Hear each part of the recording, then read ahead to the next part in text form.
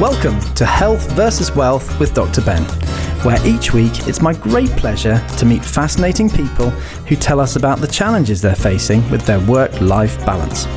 I'm Dr. Ben Sinclair, and I wonder, do you struggle with your priorities? On the one hand, focusing on your work, business or career, namely your wealth, or on the other hand, looking after your health, which is so important. Over the past 20 years as a GP, I've seen many people spending too long on their screens, cutting corners on their sleep, diet or exercise. The result? Their work life's going well, but their health can suffer. I sincerely hope that my guests' personal and professional experiences may help you to improve your own health and life.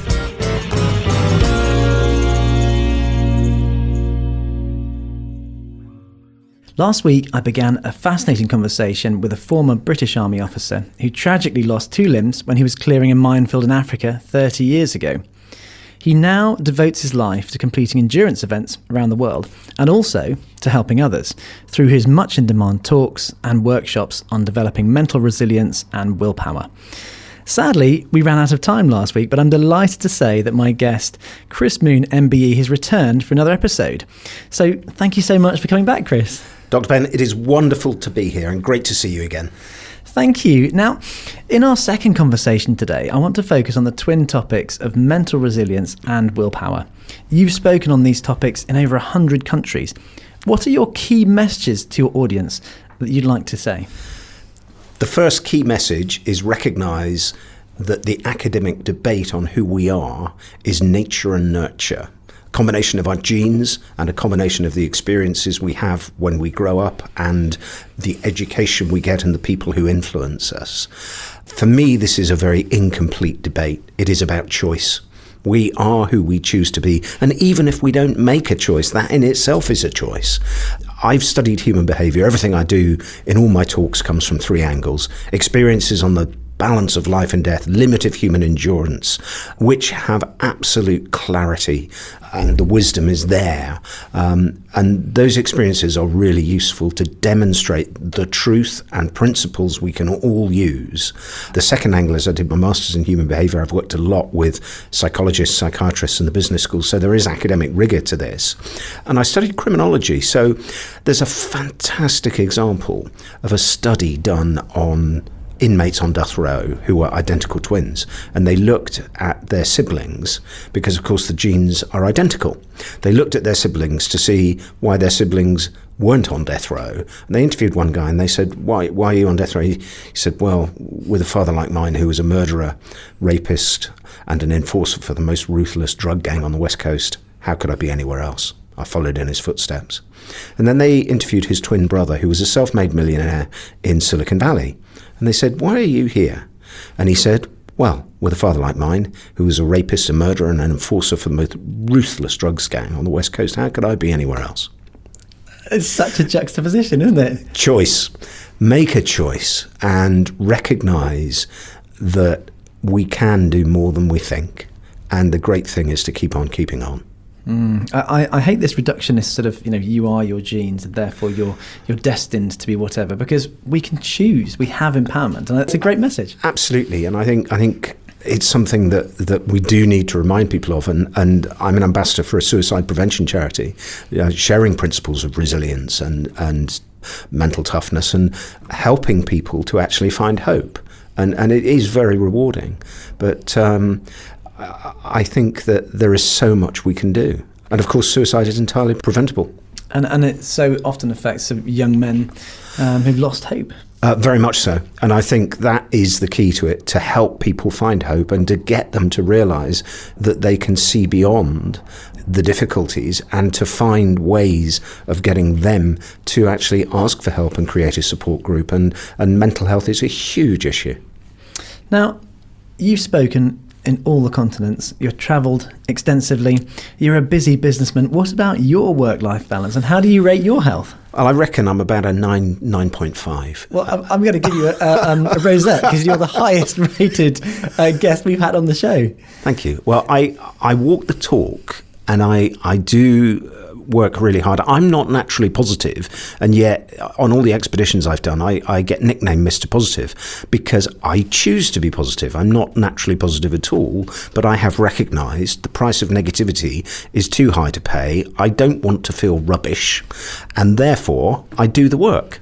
And here's a simple philosophy. Look, I am really passionate about being realistic because so many people like me who are motivational speakers sell a silver bullet of positivity, and a lot of them have been naturally good at a sport or naturally good at something. And losing 2 limbs, I became naturally ungood at everything, and I couldn't do everything I could do before. So I'm an absolute passionate believer in being realistic. And if you want an example, I don't sell this blind optimism or blind positivity. I don't believe in it. If you want an example of blind positivity, watch the early stages of the X Factor. It's true, isn't it? But I painful. I can give you a philosophy for being positive. So when we might not always feel like it, and it's born out of experience. When I was in that minefield, walking back up the lane, hairs on the back of my neck, stood up, something felt wrong, and then I heard the loudest bang I've ever heard. I was lying on the ground, and as you know, body produces endorphins during traumatic injury, and so you feel no pain. The first thing I was aware of was the darkness. I couldn't see, and my eyes were really stinging. And I thought in that split second, you've got to be totally realistic. If you are going to live, you have to be realistic. And I thought, right, okay, work out the worst case scenario. Both arms blown off, both legs blown off. I'll be blind and I'll be taking my last breaths. And I blinked, and gradually my vision came back. I'd had dust blown into my eyes, and it temporarily blinded me. And then I'd take a deep breath, look down, left arm still there, left leg still there, both beating and burned, but still there, lower right leg blown off, right hand badly damaged. But this was not as bad as it could be. And then I shouted my casualty status to the backup team on the road, and I checked for secondary injuries, and I checked other body parts were still there, and I was elated. The gentleman's region was still intact. I was elated. Now, you wouldn't expect that to be the thought or the emotion at that point, would you? Well, isn't it weird? Here I was in the worst situation I'd ever been in my whole life, and I was laughing, feeling elated. Why? Because I chose to look at it that way. I made a choice, and it doesn't matter how bad it gets.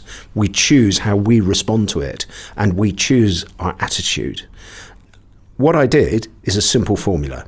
I was totally realistic. I didn't focus on what I'd lost and focus on my fear. I controlled my fight, flight, fright response, and I said, right, let's be realistic. Focus on what you have and what you can do. Simply putting a positive perspective on it. And when you do that, when you focus on the positives, it unlocks our ability to adopt a positive action and take a positive attitude and it unlocks our imagination to find solutions, which is why I drank my drips when they couldn't get the drip lines into me. And that's just an amazing step, thinking so clearly in the moment, and it saved your life. It did, yeah. And but this is the formula. Be totally realistic. Before you do that, work out the worst case scenario, then focus on the positives, choose a positive attitude, and use our imagination, and then use the power of belief. And I just said to myself, I'm going to make it, I'm going to make it, I'm going to make it. And that was the only conscious thought in my mind for the next 15 hours. And I got taken to a hospital in Mozambique where I was stabilized. They couldn't stop the bleeding in my leg. The surgeon left the hospital and rang the charity I work for and said, this guy's going to be dead in less than an hour. There's no point in flying him out. But lucky for me, we had an insurance policy that paid to casevac bodies, to repatriate bodies. And so they agreed to pay for an aircraft, and I kept breathing for another 14 hours. Thank goodness for that. And here you are. Now, the extra challenges you must face on a daily level seem to double the effort that you have to put in. So, is that affecting your sleep and your lifestyle and your diet choices? I work really hard to be healthy. And I guess the most important thing is being clean, looking after your stumps so you don't get infections. And the materials used now have improved enormously in 25 years. But you had to be very careful because with abrasion, you get infections. So I work hard on my diet. I work hard on being healthy and connecting with people and speaking to people who I find help me create the right kind of energy, and I help them create the right kind of energy. So I do support people at the end of their lives for a hospice, and I was asked to run a positivity course, and at the end of it I said to everybody, is there anything, I had the privilege of supporting people in their end of life care, and I said to them, is there anything you would like me to pass on to people I have the privilege of sharing my experiences with in my speeches? And they all said the same three things. Don't get dragged down by the badness we experience in life. Don't hate. Try not to do the negative emotions, and try and rise above the things that drag us down. And then the next thing they said, look after your mental and physical health whilst you have it. And we need to constantly work on it every day. I mean, the health service is a proud mark of our civilization, but it's not down to the health service to make us healthy. It is an individual responsibility. And we don't talk about that enough, that individuals, we need to look after ourselves. No, exactly. Now, many of our listeners will have been traumatised by the events of COVID, the lockdowns, the pandemic, not being able to say goodbye to their loved ones. I know plenty of healthcare workers who really felt pressured into working in ways they didn't feel were good at the time, and had to make some very difficult rationing choices with limiting resources, and put their own health on the line. You've been through some of these challenging experiences. How do you deal with the psychological aspects of the experiences that you faced? I think firstly, have a philosophy in which we realise you may not be able to do everything. So don't be fixated on what you can't do and the worst case scenario, and it's target fixation. So this was a principle that was identified in the Second World War in fighter ground attack aircraft bombing tanks. The pilots would go down, they'd drop the bomb on the tanks, and they were so fixated on it that they would crash the aircraft in it. So I'm a very keen motorcyclist. I got the throttle put on the left-hand side so I can use it, of course, being a one-handed man. And if you're wondering how a one-handed man rides a motorcycle, Dr. Ben, the answer is very, very carefully. But you need to be aware of target fixation riding a motorbike. And what happens is when we get pressurized, and when we see something like a lamppost when we're going around a corner, metaphorically speaking, a little bit too fast, if you focus on the lamppost, you'll hit it. Absolutely. You've got to focus beyond that. You've got to look where you're going, keep your eyes on the horizon, focus on it, and put all of your effort into actually the positive things you can do, and look after yourself and keep your head in the right place. So I'll give you an example. I did some work supporting surgeons during that time. Under immense pressure, I said to them, look, what can you do to get your head in the right place every morning, to own your day? And they all found that this principle of owning your day really helped them. And some of them would listen to music. Some of them would get up a little bit earlier so they could go for a run for 20 minutes. Some would do some professional development because they felt that they didn't have time for that and it put them in the right place. Some would listen to music. Some would just play a musical instrument. Some would do a workout. Some would talk to their wives. Some would talk to somebody else's wife. It really was very complicated. It does sound quite complicated, that bit. The point is, do something to own your day when you're in that situation, to get your head in the right place. And then if you do that, you're in the best possible position to start, and then you keep it there. And I found cold plunging in the morning is the thing that really focuses my mind. If I do that, the rest of the day, goes well, because I've done my meditation in the freezing cold, and therefore I'm ready to face the day because I've already had a mini adventure. That's really good. Where do you cold plunge? If I'm in a natural environment, I'll jump in the sea or a river or a lake. So before I climbed the tallest mountain in Scotland, Ben Nevis, I jumped in the sea lock. But I built a little plunge pool at home out of a water bowser. Brilliant. And I jump in there in the rainwater. And it definitely focuses the mind. That sort of survival instinct kicks in. Yeah. So I love that. Now, you've run a lot of endurance races, haven't you? Yeah, I became world's first amputee ultra-distance runner in 97 when I did the Marathon des Sables. And I tested artificial legs, lower leg prosthesis in these races. And it takes you to a great space because, you know, particularly as an amputee, it's challenging that concept of limitation and going on the journey. and we learn something on the journey. And also, it's a very big part of my fitness. You know, I've overcome my disability because I work really hard. I'd go to the gym, I work physically, I'm a very keen gardener, and I would say to everybody, find the things that recharge your psychological batteries. Did some work with a bit of the British government who send people to the most dangerous places on the planet. Sometimes they'll be working alone under immense pressure. A clinical psychologist studied how they coped. And what we found was that those who coped had a mind to. And what I mean by that is they actively resort to charge their psychological batteries on the move. And it's also about developing healthy mental habits, thinking in a way that's constructive and helpful, and a generosity of spirit. I'm okay, you're okay. Because if we have the philosophy, I'm okay, you're okay, our world is not going to be hostile. But you start making people wrong and your world will become very hostile. And quite quickly too. Now, you've completed an ultra marathon in Death Valley. That doesn't sound like much fun. It's my favourite race title. I've done this race 6 times. Hottest place on earth at the hottest time of year. You've got to do 135 miles in under 48 hours. And the race title is Badwater, the Death Valley Ultra 135 mile fun run. Fun run? Why are you calling it a fun run? Because the fun bit's finishing. Okay, so that's the goal in mind, the target fixation. How do you feel when you finish that one? Elated. I've finished it 6 times now, and I took my teenage sons the last 2 times I've done it, and they've learned such a lot, and it's a great bonding experience for us. And we never, in spite of the heat, have a crossword. Amazing. Yeah, health is something we've got to work on every day, isn't it? And we're not always as well as we might be, but look to the future and find things to make you smile. Laughter is the key to healing. And if you ever struggle to find anything to make you smile, look at the people around you and it won't take long.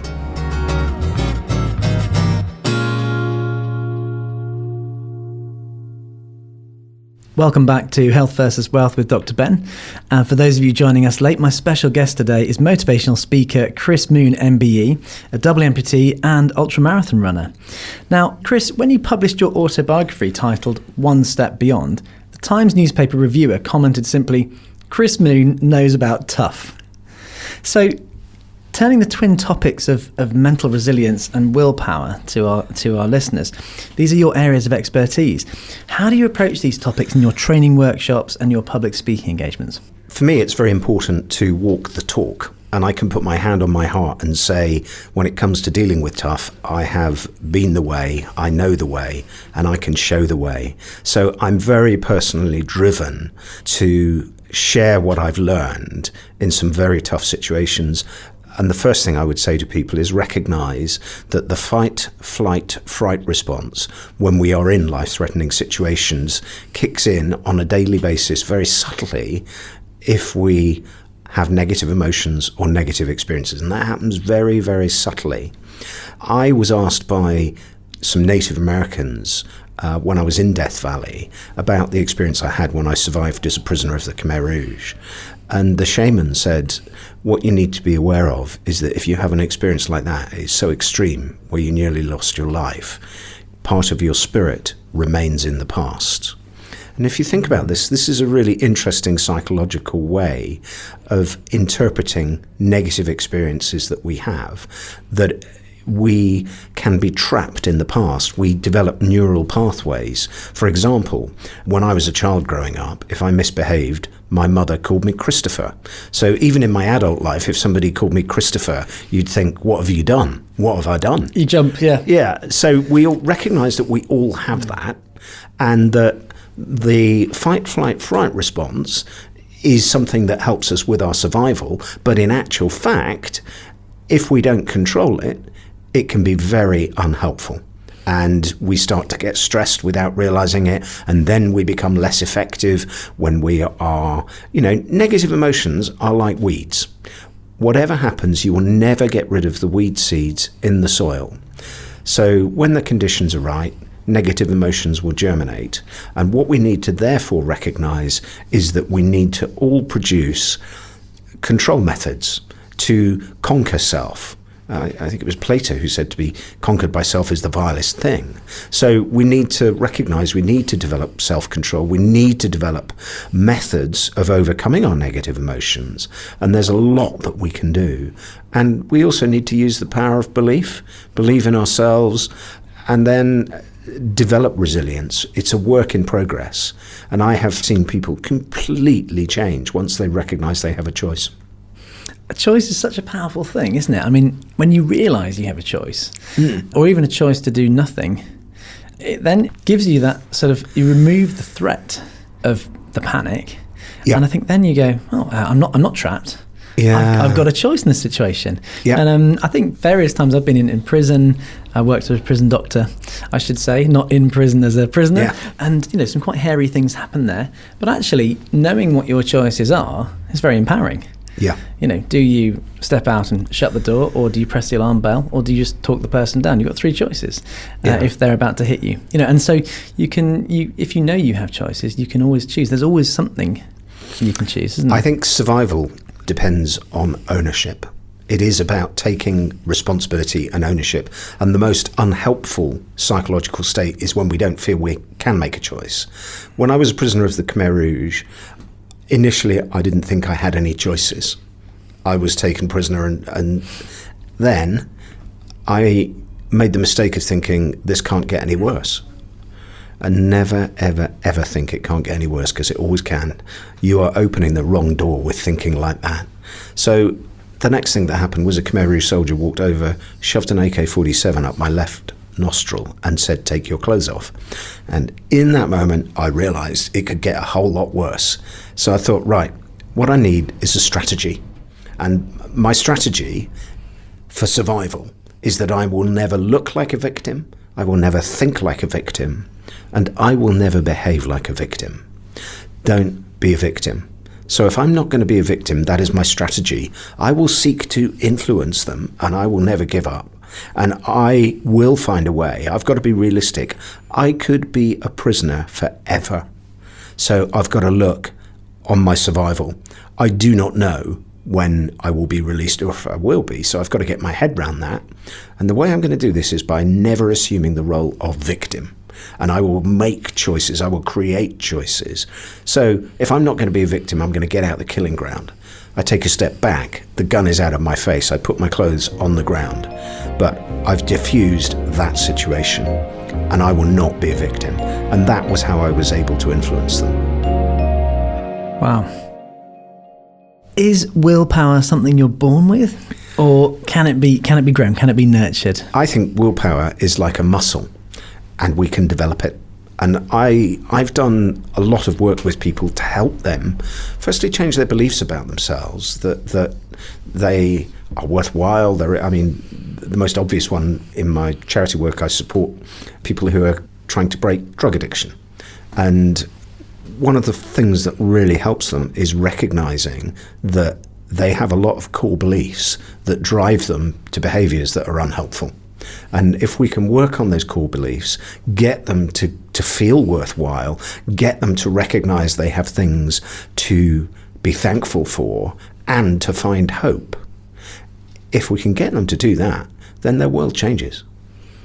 We so need hope, don't we? Like, without hope, the people perish. I think we need this internal hope, don't we? Yeah, I choose to be thankful. There's just so much in the world that is bad. There are so many bad things going on now. You can argue we're on the handcart to hell, but there are also so many amazing, beautiful, and wonderful things in the world. So recognize that and don't be dragged down by the badness. We don't often hear enough about the wonderful things. There's always the token story at the end of the news, isn't it? Yes. The cat was rescued from the tree by the fire engine. I don't do it now because I live in Scotland, but I used to review the papers in the morning on Sky TV. And so I loved it because you'd have to, great mental challenge, read every paper. So I would read every paper, as you can probably guess, with a view to finding that story to talk about it. Find the good story. The funny thing is, it got harder and harder and harder, and it was really hard to find them. a story with hope. So the answer is be very careful what you put into your head. And this is something I say to all my audiences. Put good stuff into your head. So during COVID, a lot of people with resilience, running online resilience workshops. And the first thing I did when we had time to talk in small groups was understand what it was that was making them feel anxious. And all the people with anxiety and depression that I spoke to, this is just my experience, started their day by looking at the news, and then they kept on looking at it. And they were just putting negativity into their head, and it was affecting them, and they didn't realize it. So that's the thing I would say. Put good stuff into your head and find hope. And most importantly as well, with the young people I work with and help, what I do is I get them to identify reasons for living. What are your reasons? You see, firstly, you've got many, many good reasons to help people with long COVID, not just your own personal experience, but it's a pretty unpleasant, unfair thing to have to deal with. And that's the hardest thing for us to deal with in life, injustice. You did nothing to deserve this. Yeah. But you look at your reasons for doing what you do and the way you're helping people now, and reasons are psychological rocket fuel. We need to find our reasons, and the more reasons we can find, the more hope we can find, the happier we will be, the healthier we will be. Now, you know, talking hard, you've led parties up Mount Kilimanjaro. Yeah. They need that psychological rocket fuel to get up there, don't they? Absolutely. I've taken quite a few groups up there for the charities that I've been involved with. The reason I've got 100% of my people to the top who were not fit people and people suited to this, and many of them from an age group that you wouldn't expect to be able to do it. But what I do is I find their reasons for wanting to do it. I talk to them all and I really get to know them, but I find their reasons for wanting to do it, and then I get them to believe that they can. And I get them to focus on their reasons, but also I give them a big vote of confidence and I tell them they can do it. And when they get that into their heads, they succeed. I love that feeling. I had a school teacher against all the other teachers who believed I could become a doctor. And my other teacher told me, you'll never make it, you're not clever enough. But this one chemistry teacher said, you keep going, Ben, you'll get there. And it got me through, you know. That's so wonderful, isn't it? Yeah. And I would say to everybody, and I say it always in my speech, if we can do something that will help others believe in themselves, well, that puts us in a good place, right? I'm so pleased you didn't listen to the others. Well, I think, you know, I was determined. I sort of found this determination in myself. Yep. And with his help, believing me, I was able to believe in me too. Now, you know, you're doing these motivational speaking and courses. What's the best way to contact you if people want you for an after dinner speaking? Please get in touch via my website, Chris Moon MBE, www.chrismoon.co.uk. You can get me on LinkedIn, Chris Moon MBE. I would love to talk to you. I'm very passionate about what I do, and there are three angles to it: the experience on life and death, real experiences, academic rigor behind principles people can use, but also lashings of appropriate humour. I love the appropriate humour. Now, finally, next year is the 30th anniversary of your minefield accident. You've got an autobiography already out in paper copy. You're planning a new format, I hear? Yes, I want to do an audiobook. I am very keen to share the learning, to revise it and share what I've learned, because I survived a lot of it instinctively and by having a really good value base that sort of took me outside of myself. But now what I've learned 30 years on is a set of principles that people can use in their daily lives to do what they do better, to be happier, to be healthier, and to find hope. Chris, it's been a fantastic talking to you today. I'm sure the listeners have enjoyed it. I certainly have. I want to thank you for coming in today. It's my privilege, Dr. Ben. Thank you. So I do hope you enjoyed today's episode of Health versus Wealth with Dr. Ben, and I hope it may help you improve your life and health. You can also take one easy step by achieving that right now by subscribing free on your usual podcast platform. And if you'd like to be a guest on the show, you can email me on podcast@drfinlays.co.uk. I hope you'll join me again, but for now it's goodbye from me, Dr. Ben.